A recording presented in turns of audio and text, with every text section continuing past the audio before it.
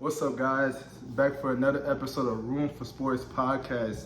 Your host, nbaplayoffs. We got a special guest here. We have What's up, it's Zeke. Zeke Buyaba. This special episode, we are located here in the University of Missouri, man.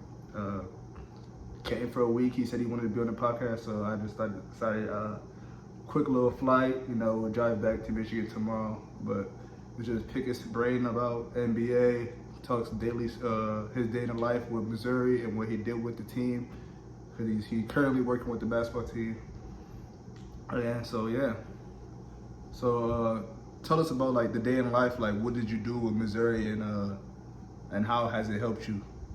Yeah, so a day in the life, like first, a day in the life, every day I wake up at 6.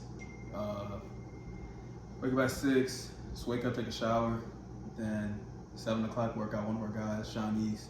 He came in every morning, 7 a.m., Monday through Friday, Saturday, Sundays as well, just getting shots up, and then we do that for like an hour or so. It's 8 o'clock, and we got to make sure, guys are good enough for practice. We always practice early in the morning, so we would set up practice and all that good stuff. Practice would be like about hour 30. So we have all that go through practices, scouting. Wait, so you work out with Sean every practice day or every day? Every day. Every day, so 7 days? 7 days. 7 days. So how long you been at Missouri? 2 years. So y'all been doing this for 2 years since your first day? 2 years, yeah. Man, that's dedication. You and Sean. That's my boy, man.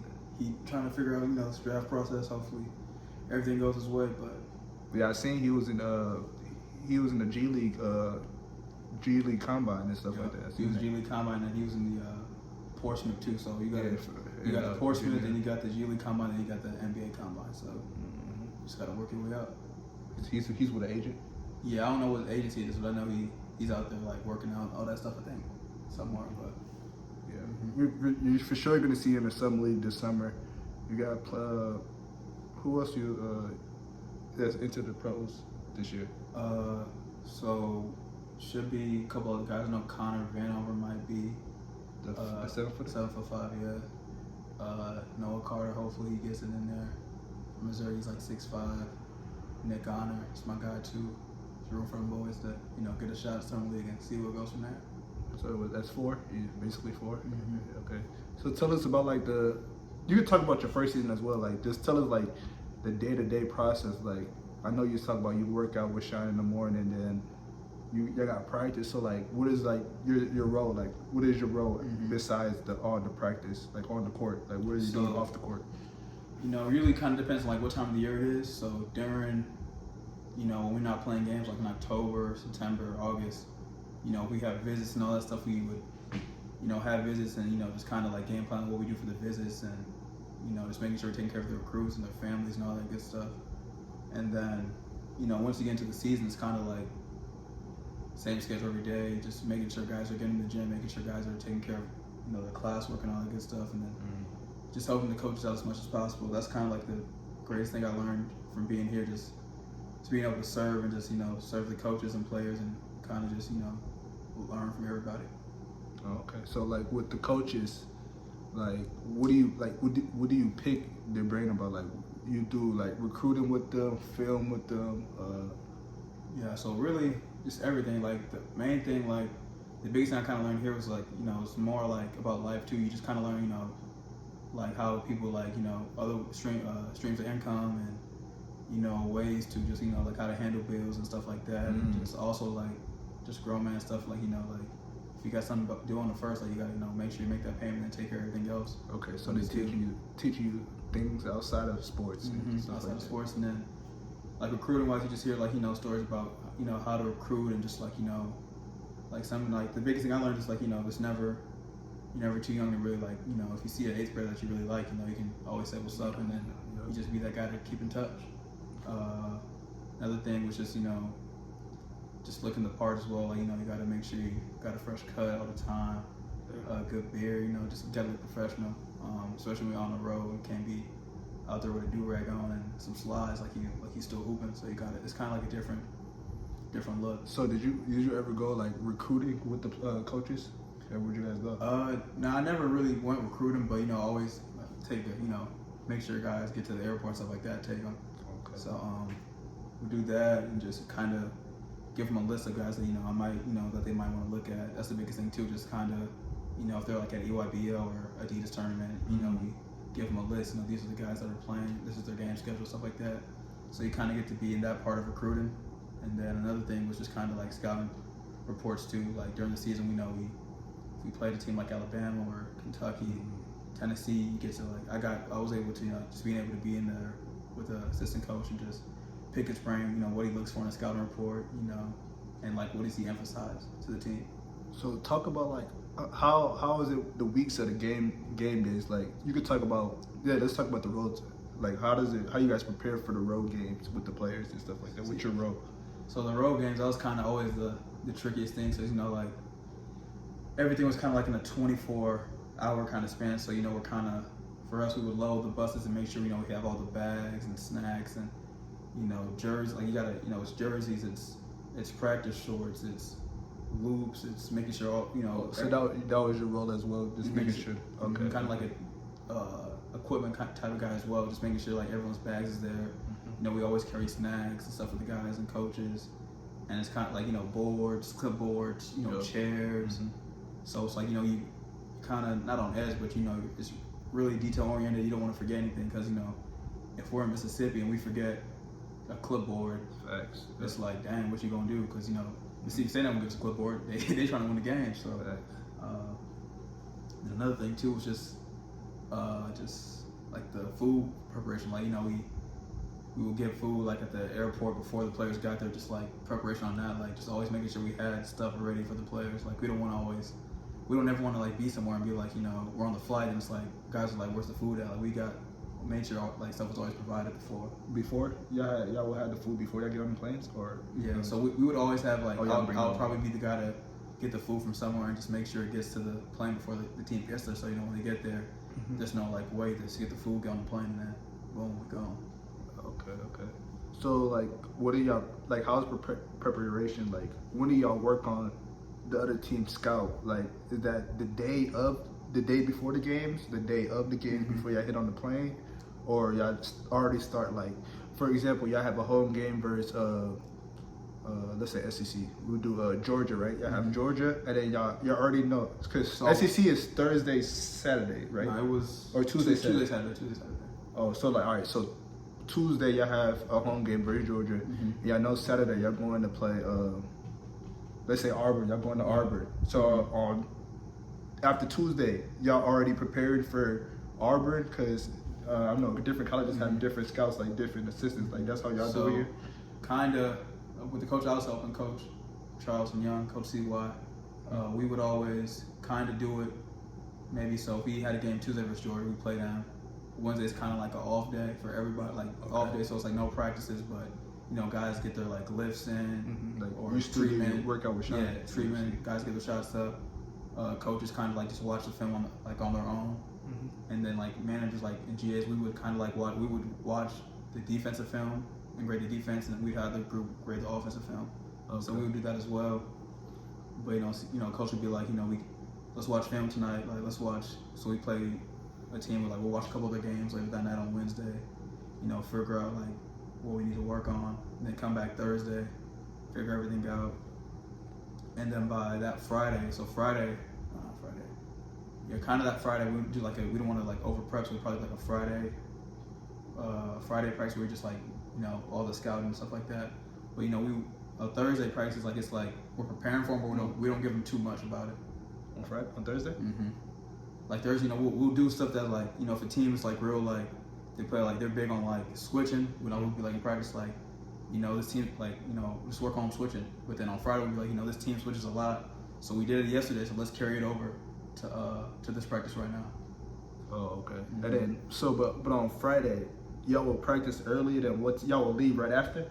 Yeah, leave right after because we always practice early. So our head coach here, he was big on just always making sure we got stuff done early throughout the day, so we can take care of academics and get treatment and stuff like that. So all players' classes are right after practice. Yeah, so they have the whole day to practices, and then if they want to come back and get shots, that were get treatment and study hall. Yeah, gym was always open. Okay. All right, so That was a good brief talk with Missouri, how they roll out there. And so you've been there 2 years. Yeah, 2 years. Yeah. So like, talk about. I know the first year I made it to the NCAA and the SEC tournament. Talk about that experience. Man, it was really a blessing. Just we're from Ypsilanti, Michigan, so just being able to. I was talking to one of my friends today. We went out to breakfast, and he was just saying, I was able to go like even the past 2 years. Like I was able to go to Kansas. I went to Kansas. I went to Kentucky. That alone is just like for a kid like us, just like you can't take it. Like no one can really take that away. Like I got to go to that game. That's the school we all want to go to. I want to go to. Like Tennessee was crazy. We won off a buzzer beater at Tennessee 2 years ago. That was crazy. That was a ranked game, right? Yeah, ranked game. Both teams was ranked. Yeah, that was like top 5 in the country. Won on a buzzer beater. Like the crowd was packed, and then man to the buzzer beater, Dre, and y'all went out to UCF. Oh. Yeah, went to UCF too.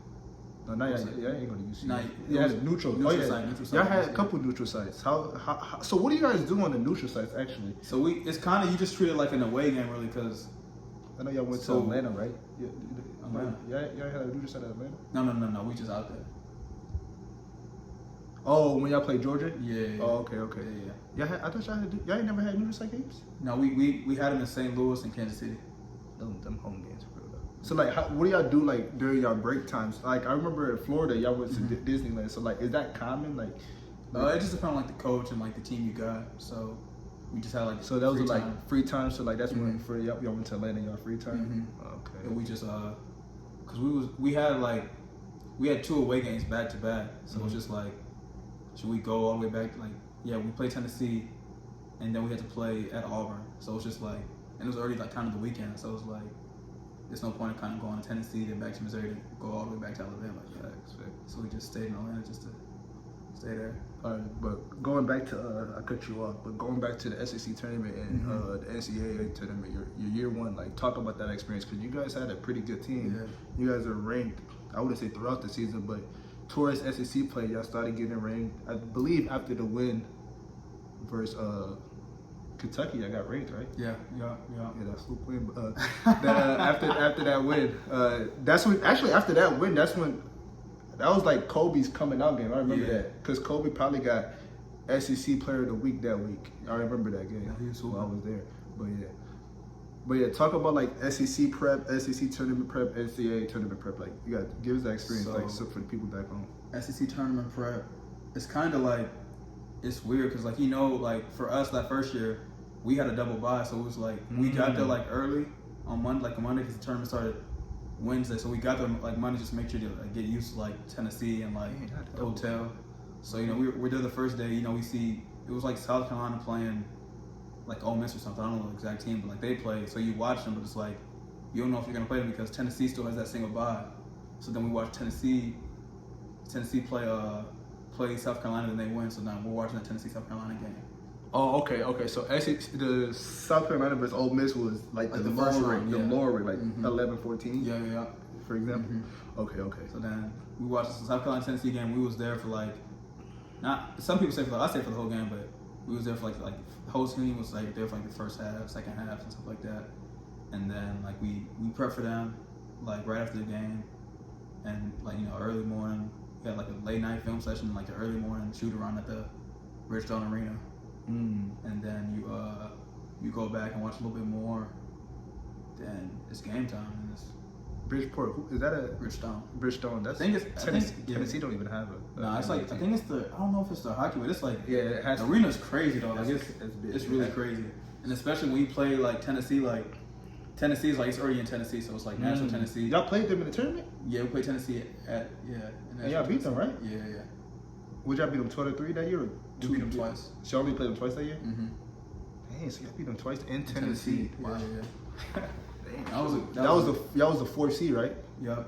Then next game was Alabama. So it's like it's crazy because like you win the game, it's like a quick turnaround. Like that'd be the fun part. Of it. Yeah. So it's just like you celebrate the win for a little bit, and it's like, hour or two later, you got film session that night. Yeah, then, that's it probably for the night. And come in the morning, practice. So when's shoot around?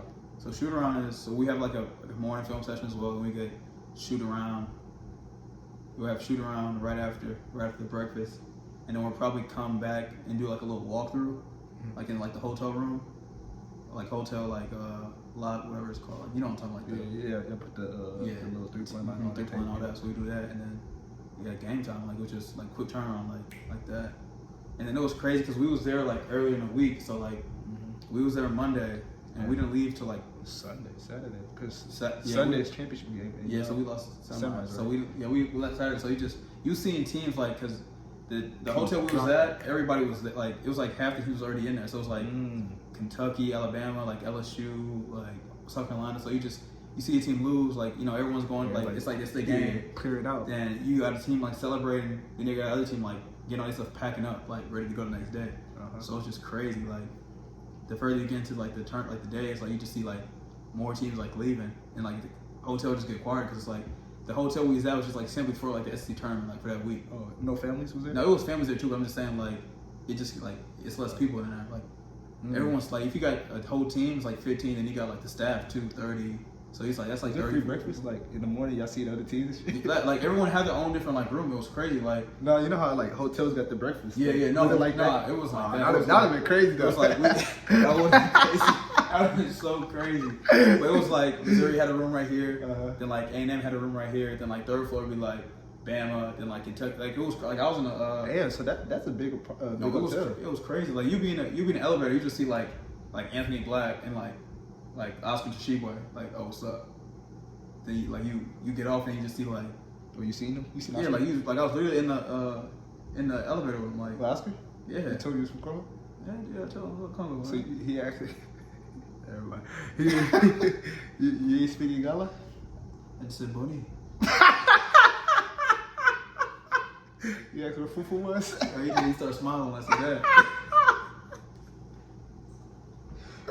Did you say he from Mumbai? Like, did you? Never mind. We don't care. Nah, I mean it was just like quick, cause like it's like. Oh God, it's quick.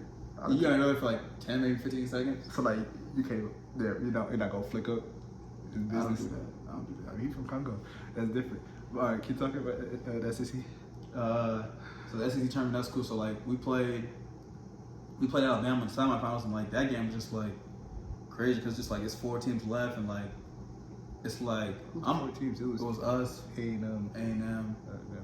What's the last team? Was it Ark? No, was it? I think it was Vandy, because Vandy beat Kentucky, right? Yeah, but Vandy had to. Yeah, I think it was Vandy. Vandy would have had to beat someone else. No. Though. Ain't no way Vandy made it that. Well, probably. I don't know. Though.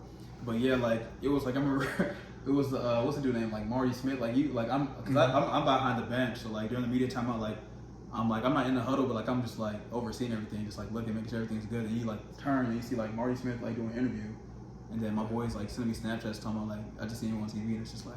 Oh yeah, I did. Crazy. I seen you, waiting for Kobe after No, Tennessee. I was dying. Thanks, bro. You gotta make sure they good. Like I was like a not security guard, but like security guard, like I'm busting all that. So I was like, hey, like Zeke, come over and make sure they good.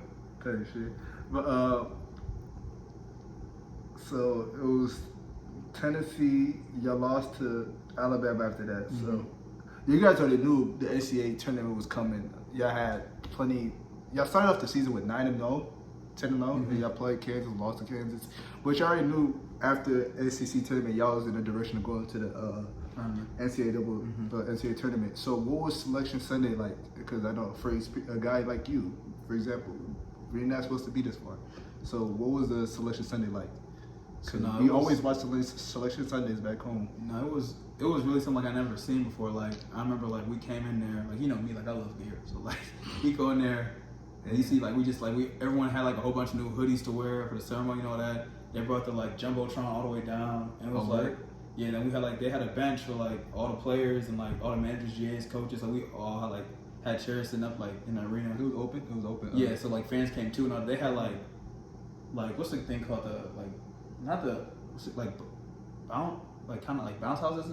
We got that. Yeah, they had something like that, like on the inside, something like that, and then like some like little games like that for kids to play and all that during the process. So like, it was like a 2-hour event. Like they was just there like doing all that, and it was like time like announce the players and all that. So the players like walk one by one, like it was cool. And then like the managers and stuff, GAs came out after them, and then like just seeing like we was watching the thing, and it was just like, we see 7 seed and just see like Missouri, everybody just going crazy. They're just like I never like that was something like I never like would forget. Like I remember I like put it on my phone. I was like, man, I made it. Like it was cool.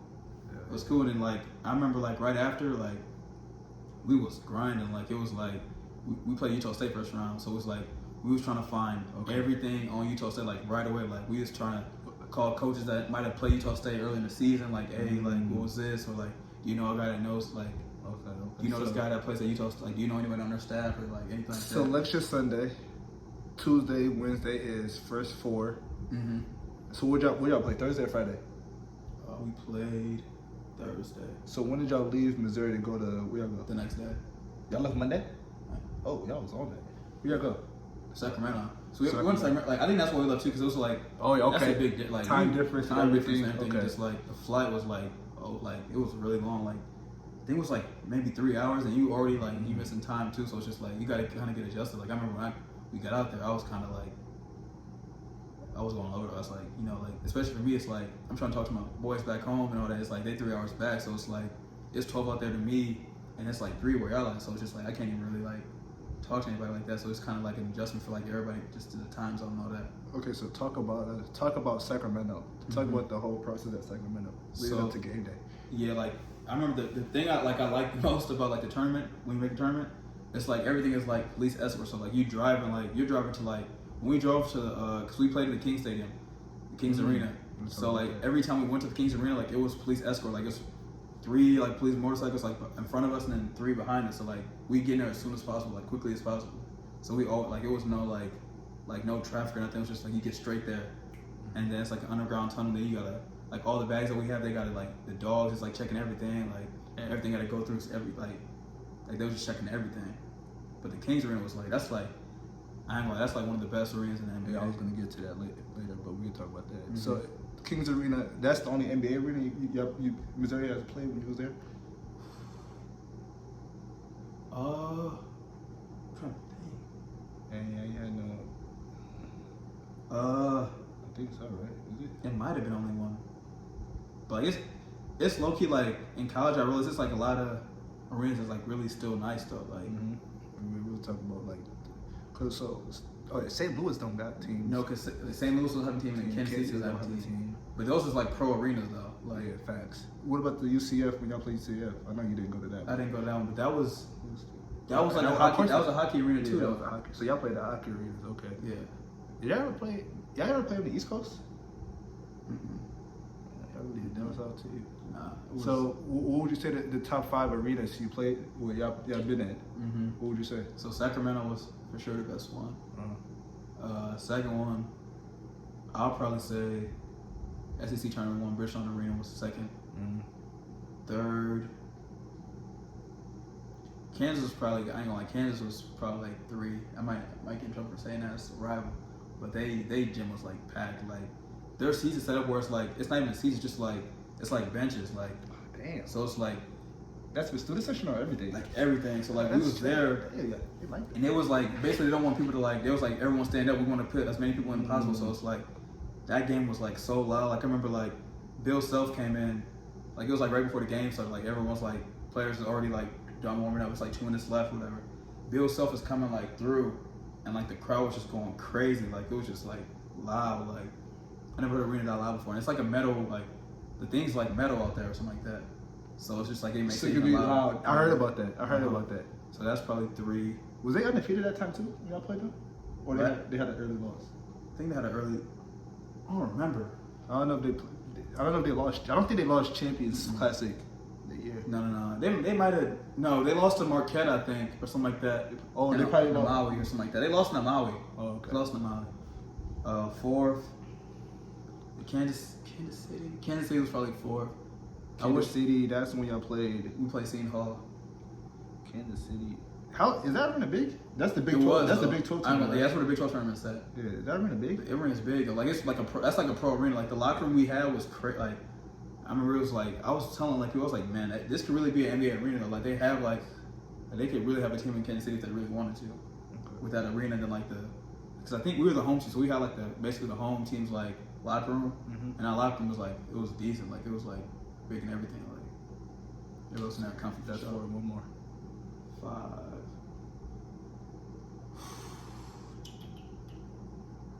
probably gonna say I got as high. I got Tennessee and then Arkansas. Because Tennessee's is like on the stage a little bit, and then Tennessee's? Yeah. Just like Vandy's? Is Vandy's on the stage? Oh, Vandy's is nice too. Yeah, Vandy's like honorable mention. I forgot about Vandy's. Except Vandy, yeah.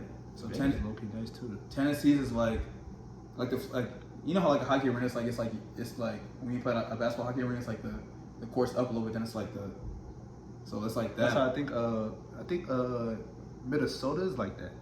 Isn't Minnesota like that? Minnesota's. Y'all played that. We played. Oh yeah, that was Minnesota East Coast. Oh, we played at Pittsburgh too. That's what it was. We played at Pittsburgh. East Coast. Yeah, but now Tennessee's like the court's like kind of lifted, and they have like there is like probably like 20K like in there, like you can fit like at least 20K in there. And then Arkansas is when we played them the first year, like because it was like a top 25 ranked game. Like With Anthony Black. Yeah, beat them. We beat him the second time. He beat us the first time. Yeah, beat him at Arkansas. Nah. Oh, So like the first time we played them, like that game was like packed. And it was like a night game, like bright lights, and that arena get like real loud. They got this one chant that like it's like when they go on a big run, like that chant just go crazy. Do you know it? Nah, I don't know it. That's what is that? Wu Pig Sue? Something like that, yeah. Something like that. I don't know. I don't know if it's Like, that's what they do, right? They do that. I don't know what they do, but it's like a siren. It's just like, and then the crowd just go crazy with it, and it's just like if they get like a big dunk or something, just like if someone calls timeout or some media timeout, it just like they just do that. What about St. Louis? We got played Illinois. How's that arena? Yeah, that arena is big time too. Cause no, that's it. Like that game is probably like the best game now. Like the neutral site game for that, cause it's really like down the middle. Like it's orange and blue and black and yellow. Oh, seating wise? Like basically, yeah, cause like everyone sits like Illinois people sit behind like Illinois bench and like it just like right across too. Oh, okay. And then it's like black and yellow. Like it was 1-1. So like hopefully, Missouri gonna get it done next year. Go 2-1 for me. All right, but going back to the NCAA, talk about it that whole week. That Sacramento, we keep going off track and shit. I keep going off track. So Monday, like it was weird because like it wasn't like we was out there for too long, but it was just like we just found something to do. So Monday, I know we like practicing like this like the Sacramento Kings G League practice facility. So we practiced in there. That's big. That facility nice. It was not. It was decent. Like it was cool. It was nice stuff. We practiced in there. Then like still got study hall and stuff like that. Then like we would have food come to the hotel, and then like hotel lunch and hotel dinner. And like the day before, we probably like that's just Monday. Tuesday, same thing. Find somewhere to practice at. I think we practiced like I know one night we practiced in like Sacramento State, like late night. Like we have like shoot-outs like that. That was a good part too. Like just going to like different. So that's when that one dude from Last Chance U, right? Yeah. So we was in that arena for like a night, practicing there, and then like the day before the game, it was like open practice or whatever. So it's like the whole like fans can come in and watch your practice. So it's like I go to one, right? So it was like live. It's like how NBA games is like you got live music playing like when the players playing. It was like that. That was cool. And the thing about the NCAA tournament is like you can only practice a certain amount of time because it's like in that region when we was at, it was like it would be eight teams there. Oh, it's not so. It's 8. Oh, you're right, because it's the teams you play next, and then there's the other two teams that's in different regions. So like I remember we had to get off because like I think like UCLA had to practice with like whoever UCLA play like that. So like you just got to see a whole bunch of like different coaches like just in that point too, and like everybody knows everybody. So like I remember like I know our head coach, he knew the Princeton coach a little bit, and that's fun. Like we ended up losing to him, but like he knows the Princeton coach. I knew a guy at Princeton too. Who Coach Jason? He knew the head coach there. And I knew his name's like Lawrence Riley. I think he's still there at Princeton assistant coach. Oh, yeah, but he's from Ann Arbor. From Huron. Yeah. So I knew him a little bit. We was chopping it up. He was on the Huron team when we played them? Or when you played them? Yeah, he was 2017. 2017, yeah. Okay. So that was a good talk with Missouri, knowing the experience of Missouri. So y'all won the first game versus Utah State, and y'all ended up losing to Princeton. So it was an upset, but it was a good season still. There was probably like the most wins in program. Was it like the most wins in program? It was the most like a couple years, in like the first tournament win in like a long time. So it was a good first year. Part of history for sure. Good first year. It was second year. It was second year. Everybody has their failures, but we're not gonna really talk about that because we don't have enough time for that. But let's transition to the what we've been talking about for the past few weeks, the NBA playoffs. So last time we were here, it was Game 6 of the Wolves and Wolves and Nuggets, and I'm pretty sure I had the Nuggets winning that game. If not, I had them winning that series for sure. But they end up losing that game, and they end up blowing a 20-point lead that game. What was your points about that Game 7? Like, what did you point? Like, what did you figure out In the Wolves Nuggets Game 7? Yeah, Really? what happened? Like, being up by 20 points. Joker getting. Would you say Joker was tired? Because he played, you realize he played the whole 48, I believe 47 minutes or 48 minutes, and Edwards' ability to take over, not offensive wise, because he had a slow game, defensive wise. Like, what did you take from that? What I really took from that was just like Minnesota's like you said, like Andy didn't really score, but it was like the role players that really stepped up. Like Nas Reed had a couple putback dunks, KT had a couple putback dunks, like Rudy Gobert hit like a fadeaway shot. Like guys just, and thinking about the NBA too, which is so different about college, is like in the NBA, like this, like you can't stop everything in the NBA because the guys are just so skilled and talented. You kind of like you gotta get for like the Nuggets, like you may want Jokic to score, but so you don't allow him to like pass, playmate. So it's just every team plays teams differently. Okay, but with that though, what do you feel like is best for you though? Would you want Jokic to be played one-on-one and let him to do all the scoring, or you feel like to double him and let Michael Porter beat you, let KCP beat you? Like, what would you want, or Aaron Gordon to beat you? Like, would you rather have those three role players beat you instead of Jokic and sometimes Jamal? Like, me personally, if I was playing Nuggets, like I would like want Jokic to score, because Jokic is at his best when he's getting other guys involved. And then when you get other guys involved, it's just like guys play harder on defense and they'll do the extra on offense. They'll set a harder screen. They'll make that transition. They'll try to run and get that block. So, if Jokic has 40 points and like maybe 3 or 4 assists, like maybe Aaron Gordon is not going to die for that loose ball. Maybe Michael Porter Jr. isn't going to be in that exact spot where Jokic thinks he's going to be at, and the ball's a turnover just because like Jokic's been scoring the whole game. So what happened with the Nuggets? Being up 20 points in the third quarter, ended up losing that game. Like, what went wrong with the Nuggets? Not the Wolves side, the Nuggets side. I think the Nuggets side just maybe like a little bit tired, and then also just like I think fatigue kind of got to them a little bit. And it's just that's what I think. The hardest thing is too, like when you win the championship for the Nuggets last year, they were never really like the hunted. They were the hunters just trying to like finally get their championship. But when you win that championship, it's like throughout the course of the regular season, like you're getting every team's best shot. Facts. And they beat the Wolves last year. They beat the Wolves last year too, and definitely. It's Game 7. Once you blow the 20-point lead, it's like dang, it's like a whole new game, and like the air gets taken out the arena. Arena gets quieter. Every shot, it's like you miss a shot, it's just like so much. The pressure was really on the Nuggets. Like the Nuggets, there was no pressure on the Wolves. Like they were down.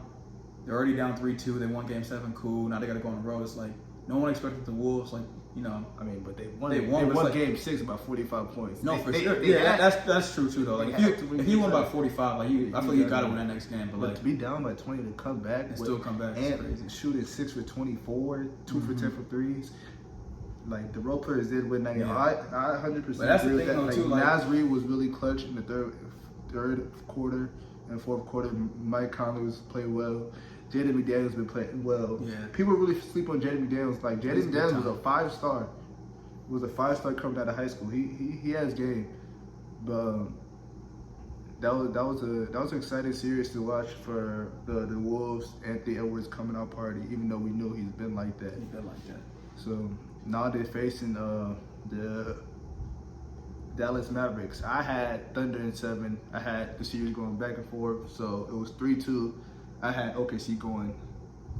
I really didn't have OKC winning Game 6, but because I had them winning Game 5. But you know me, I had to stick to my predictions. Right. So Game 6, the Thunder were up by a lot. They were up double digits as well. I think it was up almost 14 or 15, something like that. Let's talk about that. So like, what did you say happened with the Thunder?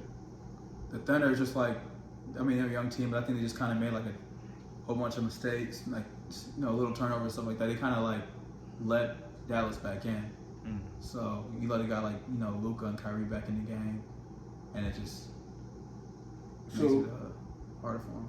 So like the slow starts with Kyrie, like did you like how did that affect Dallas play versus OKC? Like how did that affect them? Like I feel like that affects other team more because it's like if Kyrie's not scoring yet, to me, like I think about this, like if your top guy isn't scoring right now and like it's still a close game, it's like that team is like still in good shape. Like Kyrie wasn't scoring, but they were still in good shape, and then he ends up going off in like the second quarter or second half. But it's just like if a guy's not scoring and he just still finds a way to like get his team involved, like Kyrie, that's the thing I've been noticing about him this playoffs. Like he might not be scoring, but he's trying to start us on defense. He's playmaking for like the bigs, Gafford and Lively, throwing them lobs, and then it's like he's been throwing lobs the whole first half. So now when Kyrie goes to the rack, it's like, do I like play the lob or do I play the shot? Yeah, so, see, that's what we will talk about. We'll talk about that later on this podcast as well. But Kyrie had 22 points, Luka 29. See, I didn't know Derrick Jones had 22. Role players are playing better at home. Gafford 10 points. PJ Washington was huge that whole series. He had them free throws at the end of the game. Yeah, okay. Oh yeah, see that.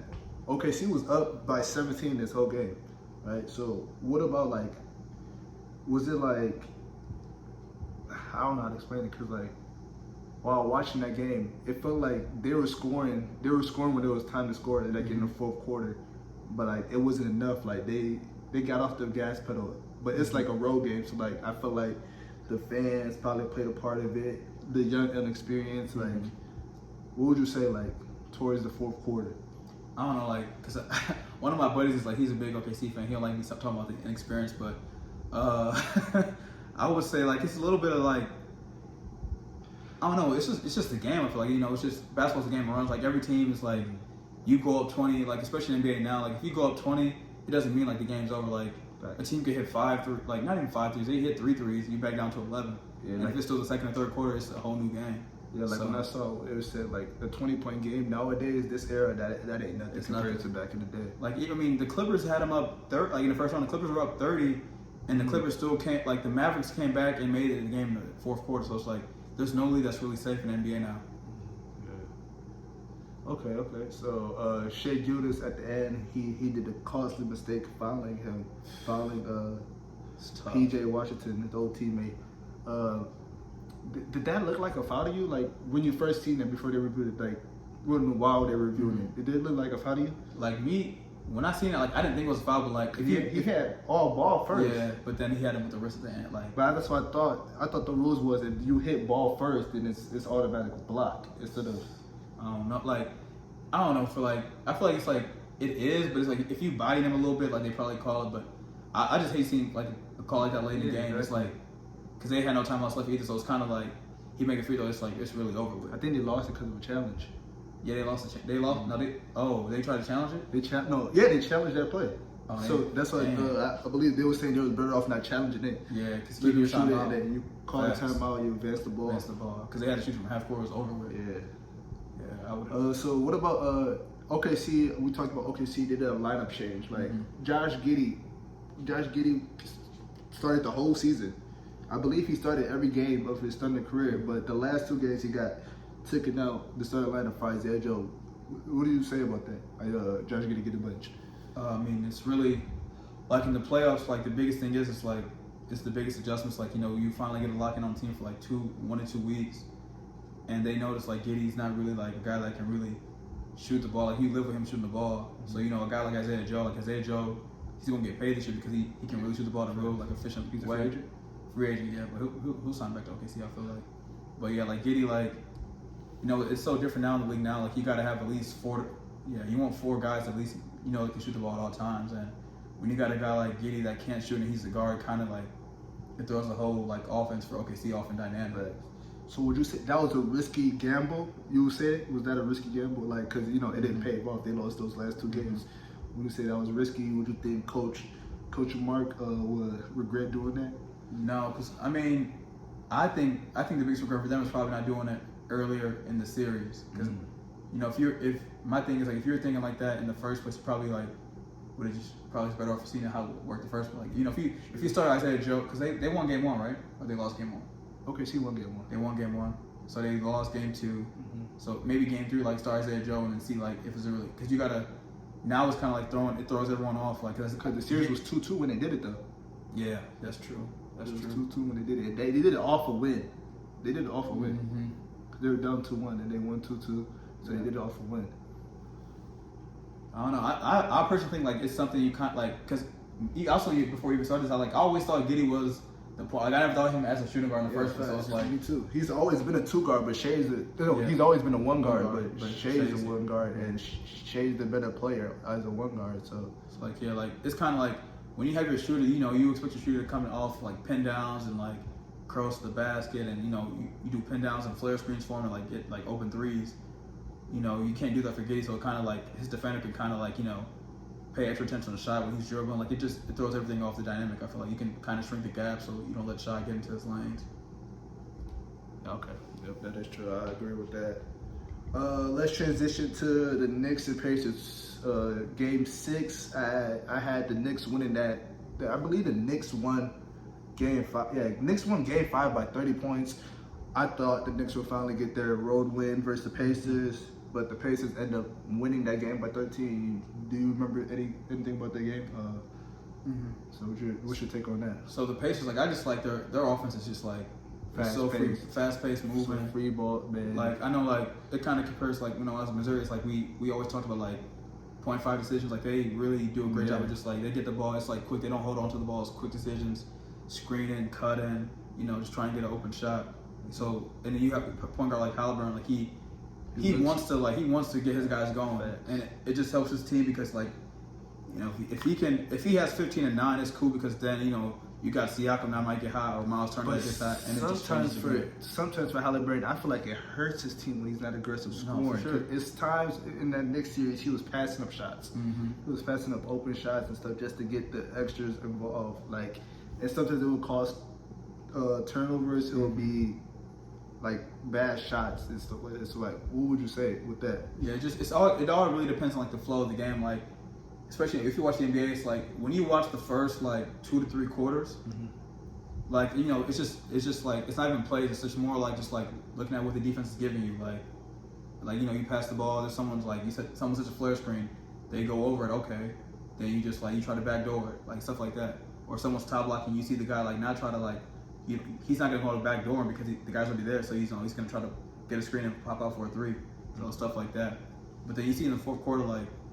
That's when you see kind of stars always take over. The game gets slower. There's not really like offense being run, but it's just like more like, how can my guy give me a basket? And I think that's what, you know, Indy has to do a better job of. It's just like, you know, defining like who's that guy from, whether it's Halliburton or Siakam. But in the fourth quarter, like, you know, we need a bucket. Definitely. So with the Knicks though, Josh Hart got hurt that game. I don't remember what quarter it was. Yeah. He hurt his stomach, so it had him in. With that. The Knicks with the injuries this year, did you feel like that was the downfall of their season? If you're saying like they're healthy, would you say they'll be not even conference finals, NBA finals bound? Like, what would you say with that injury with Josh Hart? You can say that, but at the same time, you can be like, you know, if Tibbs doesn't play those guys like that in the regular season, do they even get to being? They were the second seed, right? Mm-hmm. Like you don't even know if they can. Like they could have been a 6, like you know, 6 seed if they're just playing guys less. So do you think Tibbs playing those Nova, we'll say the Nova Knicks? Mm-hmm. Those 40 minutes, 45 minutes and more, did you think that affected, like, was that good for them or bad for them? What would you say? Or I mean, a little bit of both? If that's just like, you know, because some teams do that, like, you know, their guys know they're going to play 40 minutes a night. Like, I don't think it was a surprise to, like, those guys that they're going to play those many minutes. Mm-hmm. And, like, you know, you build for that. You train for all that stuff, too, so it's not, like, really a surprise. And I think, you know, I don't think they wore out. Like, you could say that, but it's just, like, that's part of the, at the end of the day, like, it's basketball. You're gonna have guys get injured, like regardless of how many. Like, you can play 20 minutes and still get hurt. Like, but you feel like the depth, losing so much depth, that affected them. Because I still think New York was a better team. Mm-hmm. But you got to respect Indiana for winning, going to a hostile game 7. We'll talk about, and winning by a lot. Like they killed them from the first quarter. Like you could say the Knicks injuries and all that, but the way the Pacers. I feel like the Pacers figured them out too as well. Yeah. I feel like Coach Rick Carlisle. Rick Carlisle, he found a way to affect them defensively, and knows how like the pinpoint of how to beat them. So I feel like they realized what they needed to do to beat the Knicks. So like, what would you say? Like, how did it affect like losing Josh Hart, losing OG? That OG didn't play Game 6, and then bringing back OG in Game 7, and bringing back Hart in Game 7. Like, how would you say about that? Like, did it affect OG? Like, my biggest thing, because I was telling you too, like, because OG didn't play since Game 2, so it's like, it's not like it's not a video game, it's real life. So it's like, if a guy's out for 10, like maybe Game 2 to Game 7 is like, I don't know the difference in games, but It was 2 days. They played on Sunday. They I'm played talking Friday about, and Sunday. no, for OG from Game 2 to Game 7. Oh yeah. That's like 10 days, and you don't, like, I don't know like how they do, like, I don't know if he's like still getting workouts and stuff like that, but it's like people don't realize, like, you know, you can work out and then you can still even practice with your team, but it's like there's nothing like a game. So it's just like you can play for like 10 minutes and just be like completely tired because you just haven't played in a game in so long. Like, by the time I turned on Game 7, OG was already out. Yeah. I'm thinking like, dang, like he played 5 minutes and he didn't do, like, he was through. Yeah.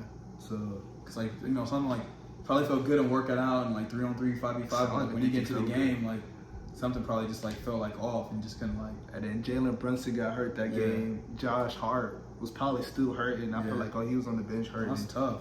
Yeah. And then it's just like, especially to manage, like, because Brunson was probably already hurt. Like, I think he was hurt the whole playoffs. I think he was. Probably leg. Oh no, he did. He hurt his leg. He hurt something. Game 3. Yeah, he hurt something. Pacers. He hurt his leg. He hurt something. His foot. And that's just like, especially in the playoffs, it's like you got to play that many games, and like the rest of recovery is so quick. They play every other day. Especially when after Game 4, the games be quicker too. Like going from like you got to think about like all the wear and tear, like just going on the bus and then playing and then still trying to get treatment and waking up. You might wake up, you might sleep good and wake up and like something just gets sore. And I heard treatment on the road is worse than treatment at home because you don't got your full equipment. Full equipment. So But Game 7, Tyrese Halliburton shut the lights off the ball. Naismith played incredible defense. Nembhard was good offensively. I feel like the whole Pacers starting 5 was great. TJ McConnell off the bench was amazing. What would you say their offense, like what would you say about the offense clicking? They shot like a career high, or not career high, NBA record, 67%. Watching that game, like what did you see from them? Like it was really just like their ball movement. Like they probably had like 30 plus assists, and it's just like when the ball gets moving like that, you know, just trying to find like the domino effect, just, you know, getting guys open, like one of the situations, like, you know, if it's 2v1, oh, we got a guy cutting, or you know, there's one guy in help, making an extra pass. Like, you know, Halliburton might have a wide open shot, but he knows he has, you know, Siakam or Naismith open for a 3, and they knock it down. And just like you get one guy going, and just especially just getting easy looks for your role players too. Like I think that's just what it was too. Like when they got hot early, and it's just like it's Game 7, like we got to leave it all out. Put a foot on the gas on the road too versus a hostile environment. So Tyrese Halliburton, he wore Reggie Miller choking shirt. How do you feel about that? Do you feel like he should have wore that before the game, or it doesn't matter? They win the game, he can wear that shirt. How would you feel about that? Nah, I like how he did it though. I ain't gonna lie, cause I got no problems with him wearing it. Cause he's supposed to do it after anyway. Like he's still doing business. Like the series over. Like what? Oh God, that's all she wrote. That's all, folks. Like you can't say nothing else about it. Like they wanted him to wear that before the game, and they lose. They want him to look stupid. Yeah, like, that's the problem with the NBA fans on Twitter. It's crazy, bro. Like they just like to see people's downfalls. That's what I see. Like they were hating on Tyrese Halliburton all series, like about the way he talks smack, or that he's a front runner. Like no, people like I don't know. Like as long as you talk trash like every game, like I don't think that matters. Like it's just basketball though. Like you gonna talk trash, like win or lose, and you gonna still talk trash. I think. Like facts. But let's transition to the final four. We got the first seed Boston Celtics versus 6th seed Indiana Pacers on the east side, and we got the 3 seed Minnesota Timberwolves versus the 5th seed Dallas Mavericks. Game 1's already been played for both sides. Game 2's today for Boston versus Indiana. What was your takeaway on game 1 of Boston and Indiana? Do you feel like Indiana lost that game, or you felt like Boston won that game? Mm-hmm. Or not Indiana lost that game. Indiana sold that game. What would you say about that? Yeah, first I got to give a shout out to Phil Presley. He worked with the Celtics. He was with me at Missouri last year. Shout out Phil. So yeah, Phil Presley, that's my guy, man. I know Hey, he's you a didn't get no tickets? I know, I just was thought- low-key. man. Hey, NBA Finals? NBA Finals. Man, what? Indy. You can do Indy, right? Huh? Indy. What do you mean? Like when they play at Indy. Dang. I can see. I can see. Okay. But yeah, that's my guy. But yeah, that was tough. Like Pacers, I think they lost that game. Like they had it was 10 seconds left and they had a timeout and they didn't call it. They threw it to Siakam and then Siakam like threw the ball, like it hit off Siakam. Okay, let's talk about that part. So how did that ball get to that side of the court actually? Like where they took it out at? Yeah, why Andrew Nembhard took it out that way? Because at first, no, I think the ball just went like the ball went out of bounds like someplace anywhere like. What happened? Or they, before that. Well, we can't think about what happened. So, would you say Andrew Nembhard, as a young and unexperienced, should he have called the timeout, or that's on Rick on calling that timeout? no, he got to call the timeout. He called, not coach. The player has to call that. The player in that situation. Okay. Well, like really both, because like it just depends on who. Like the like if the player's right there, the ref is obviously gonna look at the player. Like the coach is like, yeah. So I mean, Rick was on that. no, Rick was on this side because the Celtics was on this side. Oh, there was a front. Oh, There was like a cross. Yeah. Like I mean, Man, what happened? What happened for him? yeah, I would have said the player because like if you can't get a clean pass, like you just gotta call a quick timeout, especially if you got one, then you can advance it. But I don't know if the ball would advance if it was already in that spot right there though. I think it would have. The ball automatically advanced. Oh, so if it automatically advanced, yeah, because you it's a dead ball. Yeah, I would have called the timeout and had it advance and then So, try to get in the backcourt. so Halliburton and who I don't even know who was in the game. I know Halliburton, Hallie, Siakam. None of them went to the ball. Siakam went to the Siakam ball when went he to the came ball. weak. So And like no, Tyrese Halliburton was already down there, but like he couldn't get the ball, like he wasn't open. Siakam being guarded by Jaylen Brown, how should he have got to the ball? Because you can't be too aggressive with him to draw the offensive foul. So like, what would he could have done? I said he could have probably just tried to seal him, like hold him off a little bit, like get to, like run to the ball and then just like seal him out, kind of like box him out, and then just put your hand out and try to get the ball. Okay, Because the way he did it, like he was already like they were both running to the ball, so it's just like he was going to lose the ball if he didn't catch it right away. But if you try to steal him off, it's like he's staying right there. The worst thing that's gonna happen is like Jaylen Brown reaching over you, so it's like a foul. And Jaylen Brown's probably quicker than him. Yeah. So it's easier for him to get it. So after that play, that was the Jaylen Brown 3? Mm-hmm. Dang. So that's both on the same players. Mm-hmm. So Siakam should he have fouled, or it's like a tight space, Like- so like he doesn't have enough. Because the way to play, like they were saying, it was like because you can't foul like when the ball's not in play. Yep. And basically, like the screen they set for Siakam was like Siakam and other they didn't like rotate and like switch in time.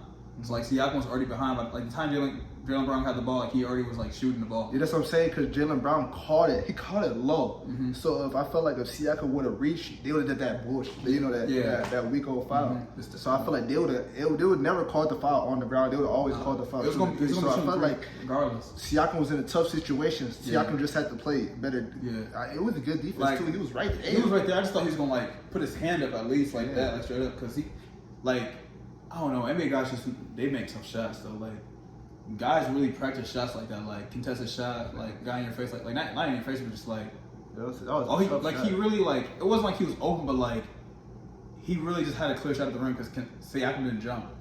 Like all he had to do, he just raised up and just shot it. Like, Yeah, facts. So did you feel like with the Pacers losing that game, Halliburton made he only had 3 turnovers, and I feel like those turnovers came those last yeah, seconds. caused the turnovers, yeah. He threw the ball out of bounds. Drew Holiday's second team on defense clamped them up. Mhm. Should have been first probably. Clamped them up and he turned it over, and I feel like he did something else. I can't think about what else he did. So like, would you say that's on? Well, of course it's on Halliburton, but it's like what Halliburton should have slowed it down because they were up. Mhm. They were up those times. So like, should Halliburton have just been calm and set the offense up? And like, what do you thought he should have done? Because they were up those times. Mhm. Because I guess like Jason Tatum missed a little turnaround shot, right? Yeah, he did. That's what happened. And then they went down the court and he lost the ball. Was it that? Like it's like I don't know. Like with me, like I always like your point guard's your coach on the court. So like you gotta like kind of like, especially like in the close game, like you gotta know he's gonna like get everything figured out. And he probably thought it was like the right look at the time, and then something else wasn't there, so he turned the ball over. But the biggest thing to me is like you don't want to have live ball turnover. Like if you're gonna turn the ball over, at least get it out of bounds, so it's like you can still get set on defense. Thanks. But the thing is, he had that live ball turnover, and they end up scoring it, but they got fouled. So that's like a double whammy, you could say. Let's talk about Jason Tatum real quick. Jason Tatum has the pressure. He's having the most pressure in the NBA right now to win the NBA championship because he's been there. Would it be 8 times? 8 conference finals, 8 times? It's the 5th time for Tatum. Tatum is 5th time in 7 years. Exactly. He only has been to the finals 1 time. And then we talk about his shooting percentages: 12 for 26, 2 for 8. But he had 36 points. Is he like what do you say about Jason Tatum's game right now? Because he's not shooting the 50% range that he usually shoots. Is it because like it's playoffs, everybody's percentage is gonna drop, or like Tatum has to be better? Because they say Jaylen Brown saved him game 1. So what would you say about that? I would say like that the way that team is constructed, they just they shoot a lot, they get a lot of threes up, a lot of shots, and so it's like you kind of live with the results with a team like that. Like sometimes it's Tatum's night, sometimes it's Porzingis' night, Horford. Like it kind of just rotates. Like Derek, they have Derek White and Drew Holiday are like probably like one of the best. Those are the best role players you can have on your team. Like that's like they're like the all-star, like they're like the MVP of role players basically. And to have 2 of those guys, it's like those are like fringe all-stars plus Jaylen Brown, who's an all-star. Porzingis is like a former all-star, so it's like Tatum really like to me like as long as they're winning, it's like it doesn't really matter because at the end of the day like Tatum and Brown they hear all the noise, like they just want to win at the end of the day. So like I don't think he's tripping about having like a bad night. Like as long as they win, it's good. So, I'm gonna do that after the Thunder. We'll talk about it after that Thunder. Mavs versus Timberwolves. So let's talk about that. Game 1 yesterday. That was an amazing game. Was crazy. Takeaways from that. I said the drop was killing them, bro. The drop was killing them. Kyrie Irving and Luka was killing Rudy Gobert off the drop. What does your defensive player of the year? You're a defensive player of the year because you can talk about it. What does he have to do better with the drop? Because I felt like Luka and Kyrie got to the basket with ease, finding Derek Lively and Daniel Grafford in the paint. They had the most paint points yesterday. What you guys say about Rudy Gobert and stopping the drop coverage? It's tough because it's so tough because Gobert, his job is like to protect the paint at all costs. So it's like with the I was saying earlier, like NBA is like it's more so of like what are you willing to give up.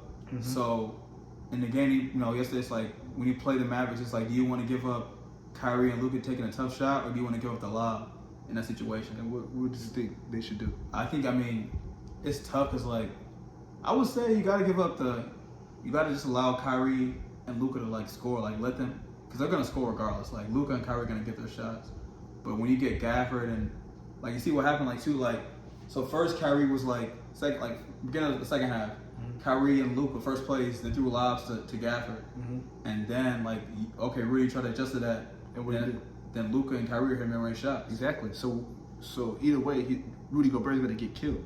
Yeah. Either way, Kyrie and Luka are their offensive schemes are better than Rudy Gobert's defensive schemes, honestly. Because for them, it's tough because the Mavericks is they have 4 shooters and then you got a big man that's rolling. So KAT can't really help off of Washington because he can hit a 3. And then McDaniels is guarding Luka, so he's already kind of trailing play. Edwards can't leave Kyrie. It's just tough. You got to kind of throw them different looks. I know they try to it's just Luka just end of the day Luka knows he knows where everyone's at regardless. You can come up early and then he sees the trap coming, so the big man slips and then it's a 4-on-3, 3-on-2 situation.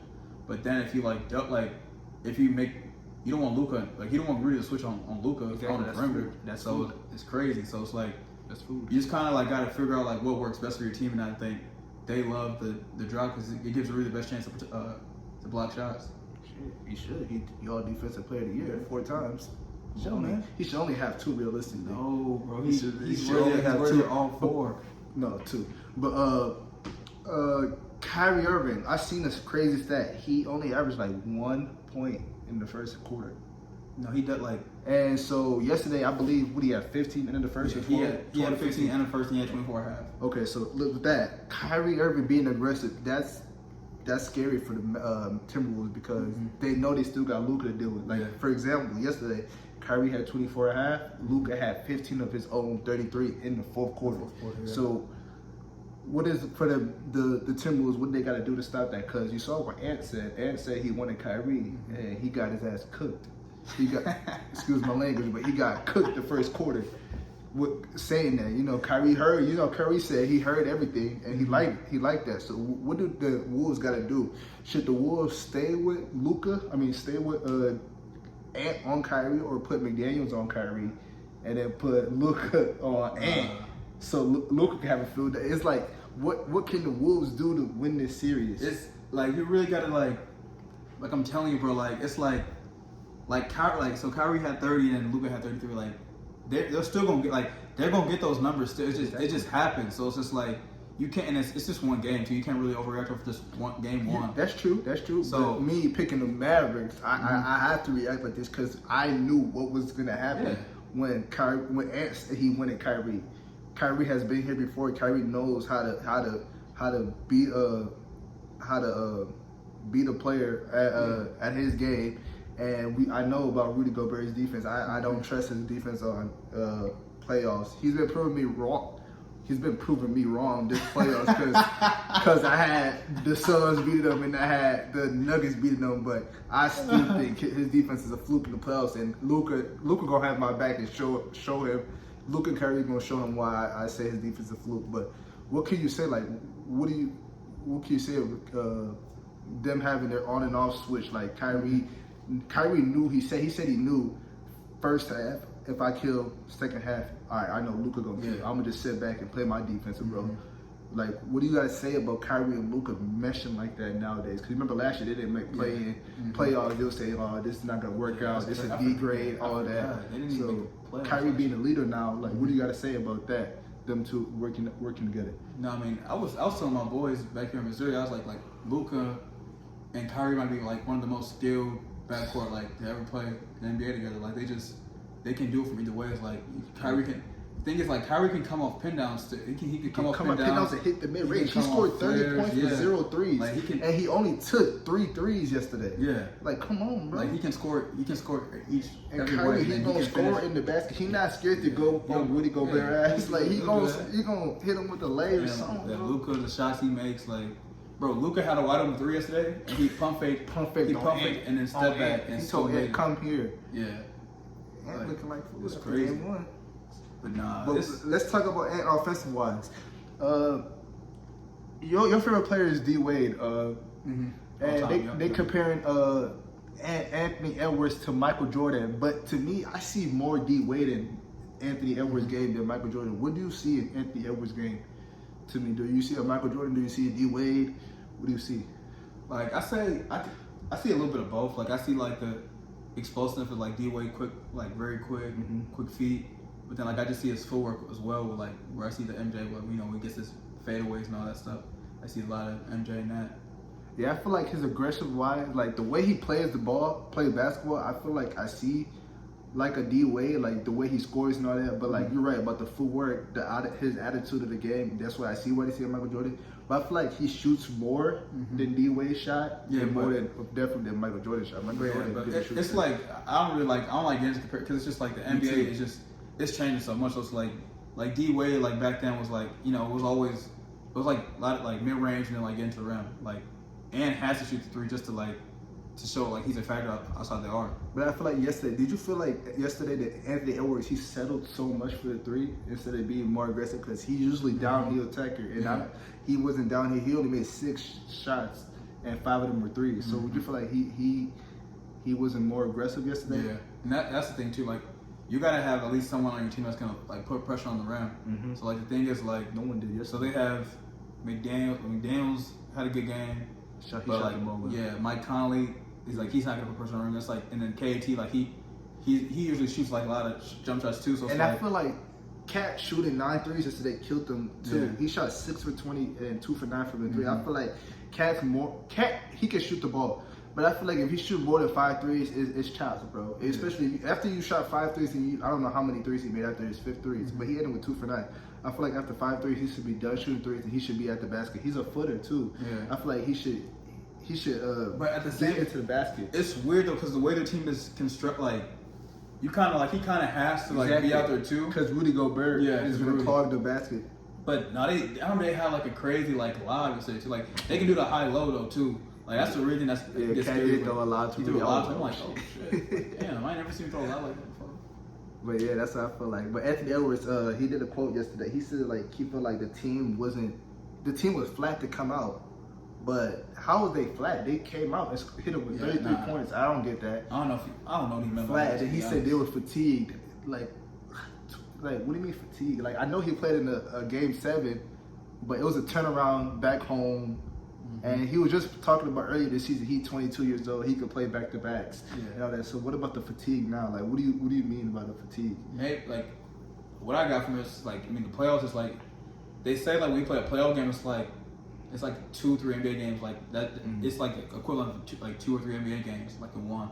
So like, and especially a game 7 that probably makes it like more intense too. And then like Mavericks kind of had like they won a 6, so they kind of had like a long, like not a longer break, but like they had more time off. Saturday, Sunday. Yeah, still. And then in Dallas, but then it's Dallas had to travel. Yeah, but I'm saying Dallas was at the crib though. Like they won in Dallas, and they probably got to stay in Dallas like extra day. True. Okay. And then like basically Minnesota, like they won in Denver, then they had to like they won Minnesota, Denver, and then back to Minnesota. Like that's still like kind of crazy. Okay, I can see that. But for him to say he's fatigued, but yeah, I don't think his last 2 games he hasn't had 20 points. It's kind of crazy because I know people that be betting parlays are probably mad. 'Cause I ain't gonna lie, I was mad yesterday. Like, how you not getting 20? Like, come on, cuz. I know he was to win differently. He had 11 rebounds, 8 assists. Damn, I'm trying to get. Yes, he was trying to win the game defensively. He did alright. He didn't cook. Well, how much? What did he shoot from the field? He shot 6 for 16. 5 for 12 for 3s. He settled from the 3-point. He didn't. Yeah. He barely got down to the basket. That's crazy. But what's to say? So game 1's over. Game 2 is tomorrow. What is your predictions for the series? I have Mavs in 6. I want to say Mavs in 5 I had Mavs in 6 because I thought they would lose game 1 because they lost every game 1. Mm-hmm. But I feel like if Mavs could lose game 2 then win both at home, but I feel like this series won't go like that. I want Mavs in 5, but I feel like Mavs in 6. What do you got? Oh man, I gotta go. It's tough because like I can see it going both ways. But I'm gonna say I got Wolves in 6. I got Wolves in 6. I'm gonna rock with Ant. What's your reason with Ant? Yeah, and then I got some people that they like Minnesota a lot, so I'm gonna rock with. And then, Okay, so what about in the other series? Boston and Indiana. I feel like Boston and Indiana gave up game 1, and that's like losing to me. That's like losing 2 games. Yeah, I ain't gonna lie, man. They were supposed to win that game, bro. Once they forced OT, I said Boston gotta win. Once you force OT, you gotta win. Yeah. So Boston winning that game. Usually they lose game 2, but I don't see them losing tonight. Nah, I don't see them losing tonight. People got them series still going the distance. What? I seen them going. I ain't gonna lie, because the thing is, like, people don't talk about it. Like Boston and Indy, those are the best 2 offenses in the NBA. So it's like those games are gonna be high scoring too. But I think Boston gonna try to slow them down. Like I think Boston won in like 5. Okay, you say Celtics in 5. I would have to agree with you, Celtics in 5. But with the Celtics, I feel like they don't got to kill it instant, bro. Like they should win this in 4. But I won't be surprised if this series goes 6. But the series shouldn't go 7. But 5 should be perfect spot. I feel like they win. Like I said, they should win tonight, and I feel like they lose 3. Win a close one at 4, and close them out back at home. But it's crazy with their record at home the last few years. Like, why do they got home court advantage for? Like, they don't win at the crib. Man, they really don't. I don't know. But man, we'll see. We'll see. We got one more topic. One more topic. The all NBA teams came out. The rookie teams the defensive teams and the NBA teams, and I just want to just say the players' names and say what we got to say about those. So with the rookies, we got Victorwembanyama, unanimous, rookie first team, chetholmgren, unanimous, Brandon Miller made it from the Charlotte Hornets, Jaime Jaquez from Miami Heat, and Brandon Podolski from the Golden State Warriors. How you like that five? You think that five is a good five? So I think this year, right, they were saying like, cause my guy, manager from Missouri, Joey Barrett, like he's big on like NBA stuff and all that, so he be telling me all the like news and stuff. So I know that like all the NBA teams now it's all positionless. Okay. So like, I know you said Shet and Victor, but it's like the thing he was telling me about. It's like the way they're doing it now with positionless, it kind of like messes up NBA history. Cause think about it, like back in the day, it was like that is true. Like it was either Hakeem or David Robinson for first team. But now it's like you're giving it to like both of these guys, so it's like okay, hold on, we might have to talk about it with the other teams. Yeah, Let me see. For second team, we got Derek Lively from the Dallas Mavericks, Amen Thompson from the Houston Rockets, Keontae George from the Utah Jazz, Cason Wallace from the Oklahoma City, and Gigi Jackson from the Grizzlies. What you guys say about the second team? Second team. So I know you said Gigi Jackson. We played him 2 years ago. He was nice, like South Carolina, yeah. But like he was like just so young, like he was kind of like immature, but like he was still a bucket, like. Facts. So like I always knew he was gonna be good. And, like he kind of just had the perfect opportunity. Like the Grizzlies, like they were all like hurt this year, so he just got to go to a team and just like it was like no harm, no foul. It was already not going to make the playoffs, so he just got to do what he needs to do. I seen Derek Lively posted on Instagram story. He said, "I guess the media hates the Mavericks too, huh?" Should you think Derek Lively should have been on the first team? It's kind of like I don't know. Like if they could have put him on still for pods, maybe for sure, air pods. I feel like he could have made it, but they already had two big men in there, so it's just like. But his position was like you said. I know, but like I don't know. That's too much. But it wasn't like I don't know, cause I'm like Jaime would like he just had a good stretch. Like it was just like when people was like he was on Twitter like Jaime Jaquez the past couple of games, boom, boom, boom, boom. And he played for Miami Heat. Yeah, and then they got the and then even Brandon Podolski, like he had a good stretch like middle of the season. And Lively probably did have good stretches too. And yeah, Brandon Miller, he was staying on there. Brandon Miller was crazy. He's crazy. Yeah. Like, all right, defensive first team, we got Rudy Gobert, unanimous. We got Victor Wembanyama as a rookie made a defensive first team. I don't know if that's the first time that ever happened. But we got Bam Adebayo, we got Herb Jones, and we got Anthony Davis. What do you have to say about the defensive first team? Yeah, that's just, I don't like that for real. That's just like. What don't you like? Oh, the four bigs? Yeah, because just like I know Herb is like a good perimeter defender. I'll take him on like perimeter defense. Bam, it depends on what player. Like Bam can kind of guard 1 through 5 a little bit. He can. I feel like he can. Yeah. Rudy and Victor can't guard 1 through 5. And then what about AD? AD can guard 1 through 5. You think? I say like he can hold his own. He holds his own. But I wouldn't like. AD I'm thinking about like really 3 through 5. Yeah, like you're not putting like Curry, AD to guard like James Harden for a whole game or something like that, or like Luka for a whole game. Like, but I feel like you could do that with Bam. That's what I'm saying. Like you could have like if the Heat and Mavericks had to play in the finals, like you could have Bam on Luka for the whole game. Like you don't do that with AD though. Yeah, that list was weird because it's positionless now. But reading the defensive second team, listen to this: Alex Caruso, Jalen Suggs, Derek White, Drew Holiday, and Jaden McDaniels. And Drew Holiday had the least votes.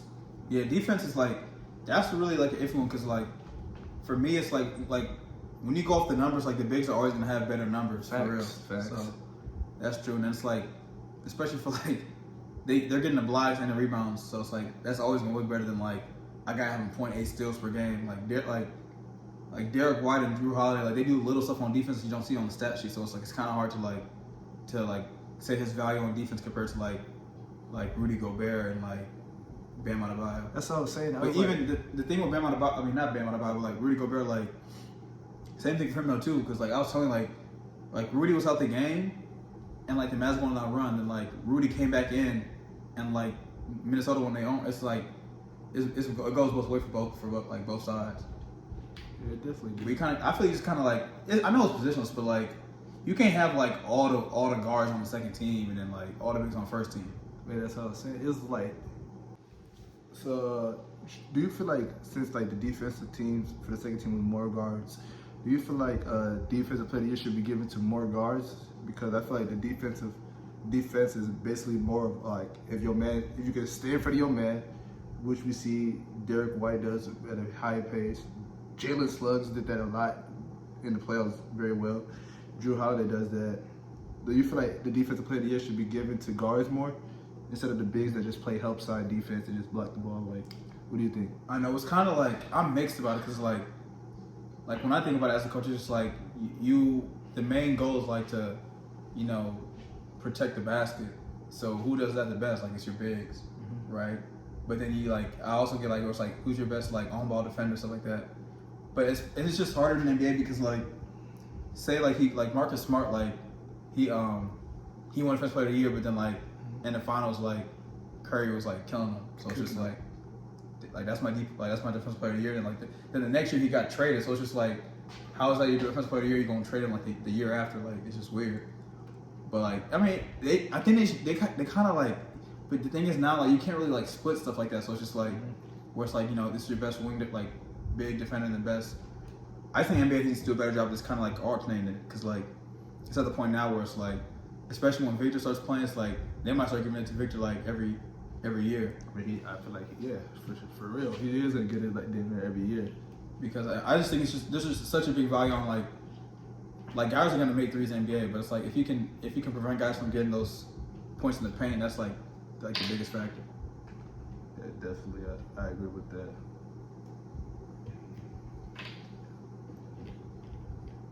All right, let's talk about the All-NBA first team. We got shaigilgeousalexander unanimous.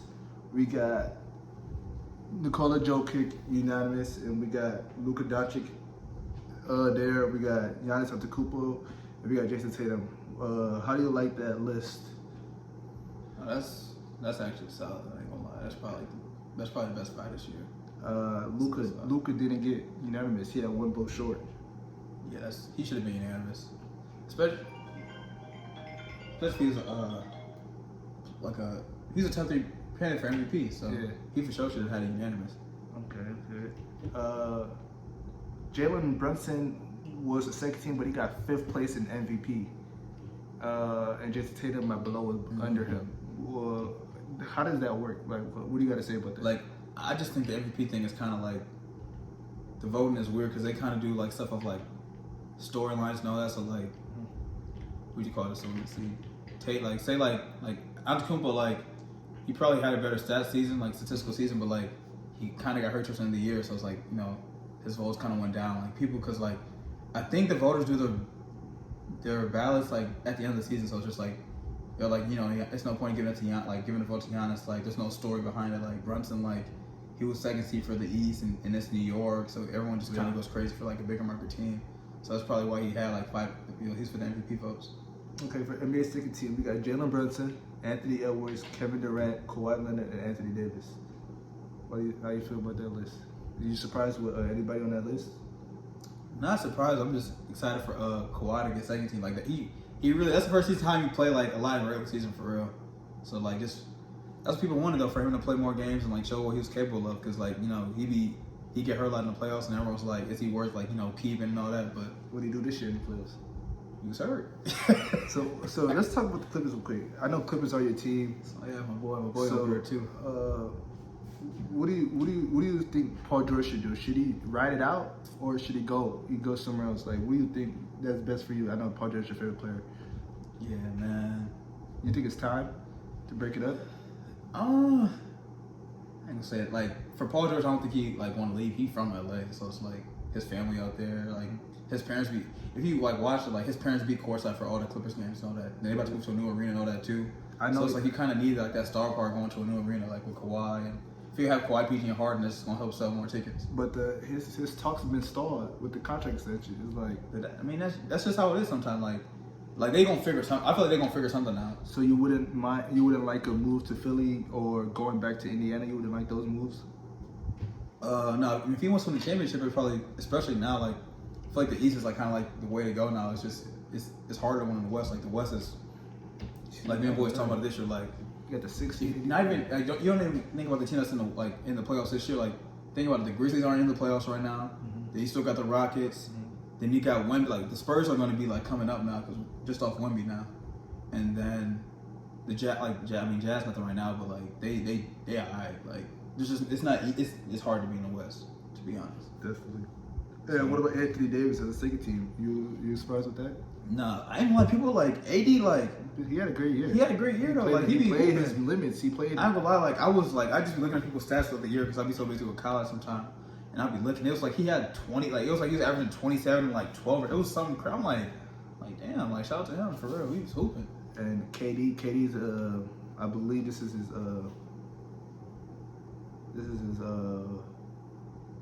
13th time on the All NBA team. Like All NBA in general? Yeah, 13th time.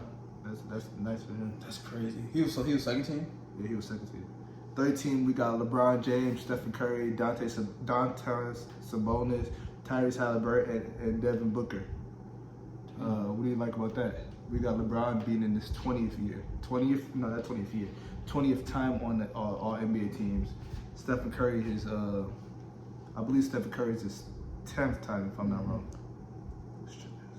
No, that's crazy. Like I never been like a big like you know people is like LeBron and all that they like yeah. Some people Stephen Curry's 10th time. Then 10 times? Yeah, 10th time. Yeah, but like Curry, like not Curry, but Brown, like I was starting to like this the year I kind of like appreciating like him more because like he been doing it for a minute. I ain't gonna lie, like facts from all like since I've been watching basketball, like he's always been there. So it's like it's just crazy to see him doing it for this long. Better than MJ?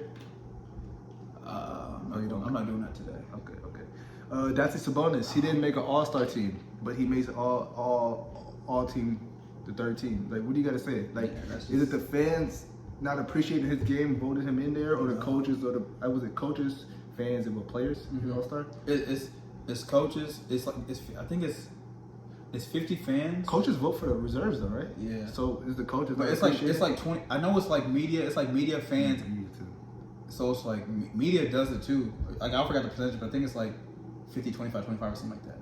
But I don't know. Like I got to see how the All-Star votes was like media basically, like because if the media wasn't voting him for All-Star, how can you vote him in for All NBA? Right. Especially if this is like position. It's like that's kind of weird. But Sabonis should have been an All-Star this year though. Like his stats was like he was getting triple doubles and double up. Like he had like the most double doubles consecutively in a season, something like that. And I think he was like he was voted for like DP, like he had voted for Defensive Player of the Year, right? Or something like that. Who? Sabonis. Like it was something. Yeah, like it was. I saw something that was like. So yeah, like I was seeing something like it was like Sabonis was like Defensive Player. He was on the voting list for Defensive Player of the Year. He had like he was like 9th or 10th or something like that in the voting. So it's like. Shit, he was even on the. He's barely got votes for all defensive teams. Yeah, but it's just like weird. It's like people like hey, I don't know. Media's kind of weird, but they kind of like pick and choose who. That's why I'm not really like a fan of like the voting stuff. I don't know, cause like media people have certain people that they like for real, and like especially like if a guy's like in a smaller market like Sacramento, it's like he's not gonna get all the attention that he deserves. Especially like the dude was getting triple doubles left and right, double doubles left and right. And just to make third team, like that should be second team. But like, I mean, they didn't make like people like he didn't make playoffs, all that stuff, yada yada. But so Tyrese Haliburton made it. You know, remember at the time he was injured, and you know he was trying to force play to make the team. He made the team, and then Devin Booker made the team. So that third list was nice. You agree with it? D-Book. Yeah. D-Book. Who the best of That's what I'm trying to say. I don't know. I've just seen it. There's no one really. Like you can't say Maxey, right? Oh no, not yet. Yeah, I don't think. Yeah, that's probably solid. That's probably solid for sure. But shout out to the people that are getting extensions off of this. Tyrese Haliburton is getting his extension, and shout out Anthony Edwards, class of 2020. That'd be my draft class. if I didn't want it done, which I probably would have. If I went to the league, I'd definitely do want it done. Luka Doncic is probably getting an extension. He's gonna be the first player to make $80 million. And Shaigilgeousalexander is getting an extension off of this. I forgot what his contract was. No, Shaigilgeous. Shai's getting the first be 80 million. 80, yeah. Luka probably are they? No, they're not in the same draft class. Mm-mm. Yeah, Luka's the older draft class older than him. But That's crazy. yeah, so let's just end it off with your finals pick. Who do you think is going to be in the finals? Celtics and Wolves. Celtics and Wolves, and what's the series? Go with that. Celtics gonna win. I don't know what's the series gonna be, but Celtics gonna win. Like my boy Phil over there, so it's like I want to say I know NBA champion. So All right, that's my pick. So we hear his predictions. I won't be saying my predictions until the finals happens. But I told y'all this was going to be a special episode. I finally got a guest. I've been asking for guests. I got a guest. Like, subscribe, share. Turn on your post notifications. My Instagram, Twitter is going to be in the description. His Instagram, Twitter is going to be in the description. Follow him to show y'all what's next with his career. He just finished with Mizzou. It's 2 years. Yep. So thank y'all for watching this, and we'll see y'all next podcast.